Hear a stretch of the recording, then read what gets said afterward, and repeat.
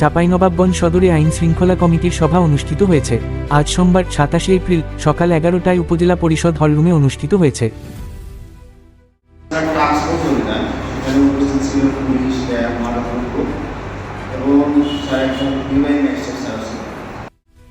সভায় সভাপতিত্ব করেন উপজেলা নির্বাহী অফিসার মারুফ আফজাল রাজন। সভায় উপজেলার সার্বিক আইন শৃঙ্খলা পরিস্থিতি স্বাভাবিক রাখতে গুরুত্বপূর্ণ সিদ্ধান্ত নেওয়া হয়। বাল্যবিবাহ প্রতিরোধে সামাজিক সচেতনতা বৃদ্ধি করা, ইমাম ও নিকাহ রেজিস্ট্রারদের মাধ্যমে প্রচারণা জোরদারের ওপর গুরুত্ব দেওয়া হয়। আমি গত 2-3 দিন আগে আমি 9 কেজি 10 কেজি গাঁজা, আমি 9 কেজি 135 গ্রাম গাঁজার মামলা আমি দিয়েছি।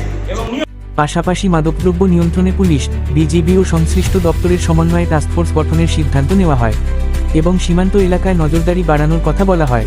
এছাড়া অবৈধভাবে মাটি কাটা ও বালু উত্তোলন বন্ধে কঠোর পদক্ষেপ গ্রহণ, পুলিশের টহল জোরদার এবং পৌর এলাকায় যানজট নিরসনে কার্যকর ব্যবস্থা নেওয়ার বিষয়েও আলোচনা হয়।